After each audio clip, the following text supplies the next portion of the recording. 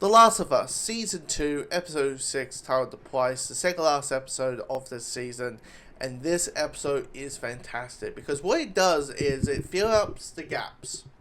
This episode is hey, let's get some more context of why Ellie is on this royal vengeance. Because if if this episode didn't exist, all you know is, okay, right now, Ellie in episode 1 wants nothing to do with Joel, finds Joel, Abby kills Joel right in front of her, and all of a sudden she wants vengeance.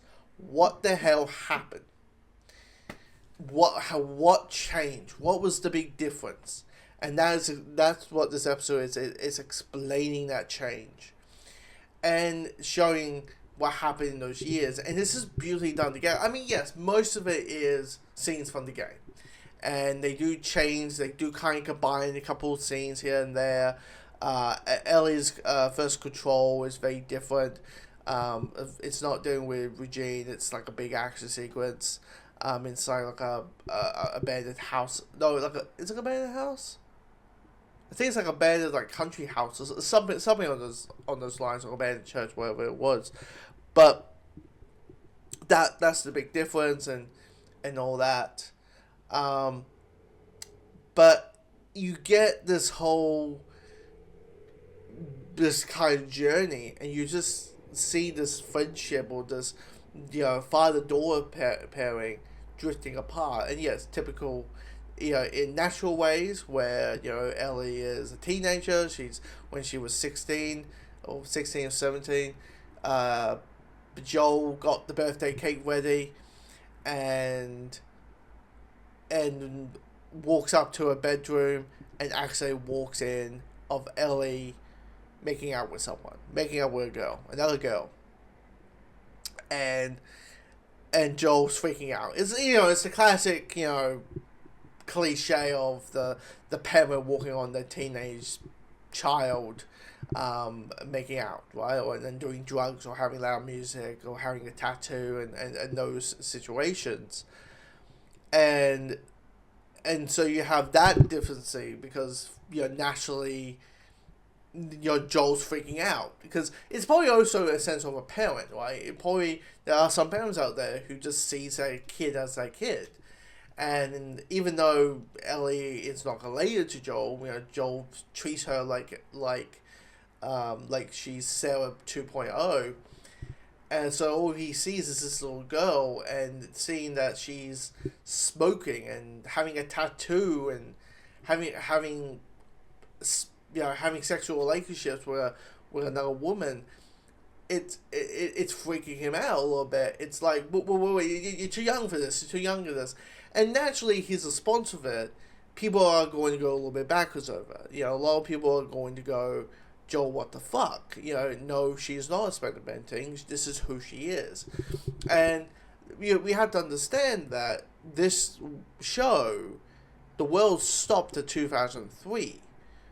So we are living in a 2003 mindset where, there was the whole thing of, you're a teenager, you don't know what you want, your body's changing. We keep making excuses that, of why people are what they are, because ideally at the time it was you have you have a kid, and then they have their kids, and they get married, and blah, blah, blah, blah. See, that was the mindset back then. And so the idea of that, maybe that reality, that world getting shattered, knowing that your child isn't going to have that back in 2003, because they're not into the opposite gender.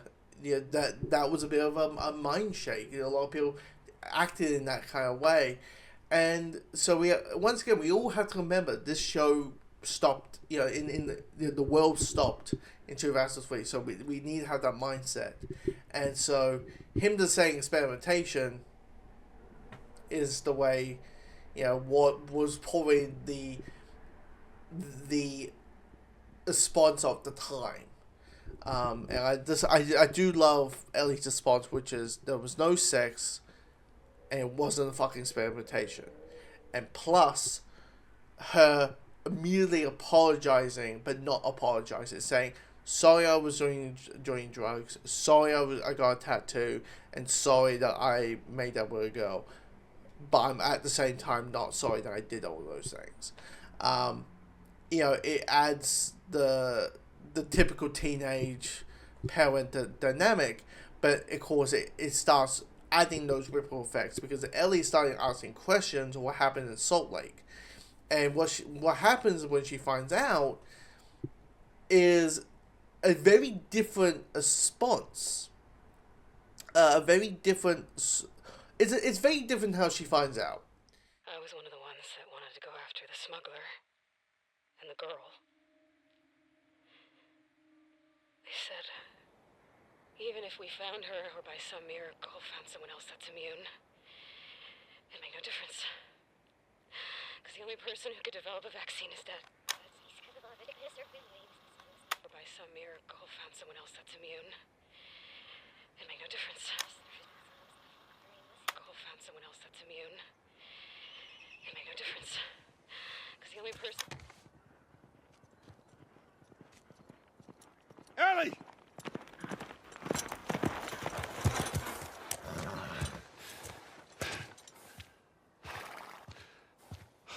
Come here. What the hell are you thinking? Running off in the middle of the night like that. You talk to me. You don't just leave me a goddamn note.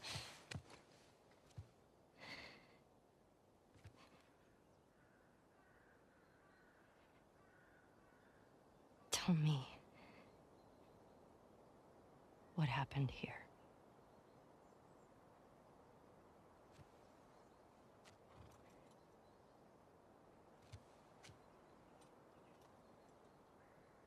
If you lie to me one more time,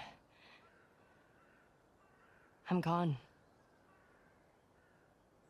You will never see me again.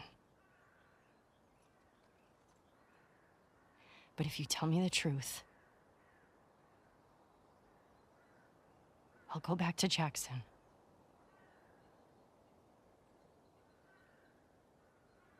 No matter what it is.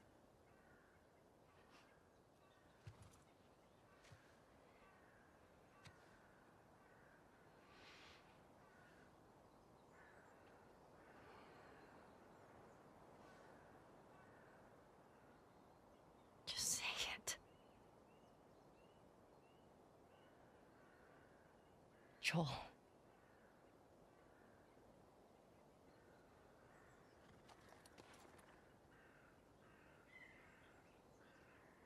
Making a vaccine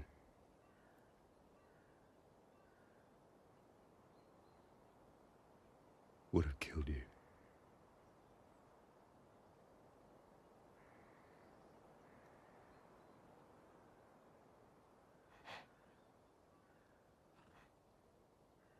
So I stopped them.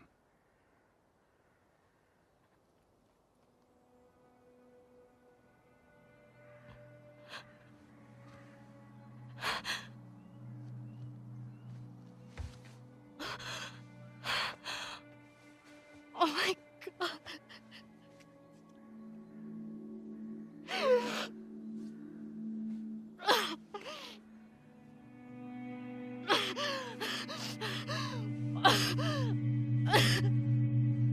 Don't you fucking touch me!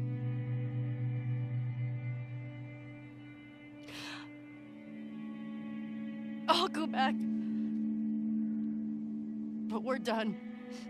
This scene, in the context of the show, they combine that with the porch scene, which adds 10 times level of layers to that scene. Like, it's not just here's a relationship trying to amend itself. It's also the fear that Joel has of why he didn't tell the truth. Why is Joel afraid to tell her the truth? And it's simply the fear of not wanting to do anything with him.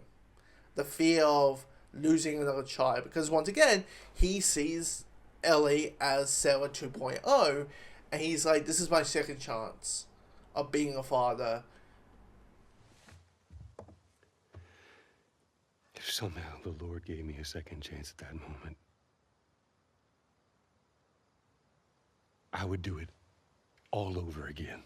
And that's always the question. That was the question in season one in the first game, where when Joel, saves out Ellie and murders every Firefly member. The question a lot of people had was, would you do the same? And a lot of parents who played the game was like, yeah, fuck the world. I'm saving my kid. And then Ellie's response of like, you're such an asshole. I'm not trying to. I was supposed to die in that hospital. My life would have fucking mattered. But you took that from me.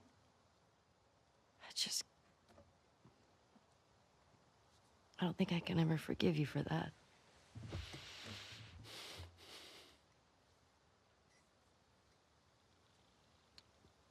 But I would like to try. that is so, like, it adds layers. I know some people might be disappointed that it's not directly like line by line and as it went, but it just adds more layers where you emerge the Ellie finding out what happened, and then you buy why Ellie is on the quest of vengeance. This is her urgency. You took away my chance to redeem him. You took the chance for me to rebuild our friendship, build our relationship, and now I'm hunting down you. And sure, I'm gonna be happy and go lucky, and that's the mask. That's a mask. And then, but when, from last week, when Ellie meets one of Abby's crew members, the Terminator's coming out. She's gonna be locked on. She's gonna be fierce. She's gonna be angry. She's gonna be having all those emotions, and that. And also, like, once again, the 19. I don't care if you're in the zombie apocalypse. I don't care how trained you are. I don't care, blah, blah, blah, blah, blah, blah, blah. She's still fucking 19. She's 19. The both of them, yeah. Her and Dina are 19 years old. Okay? Like, they're going to do some things. But in the game, Ellie is not the... But in the game, you're Ellie. So you're making her choices for her.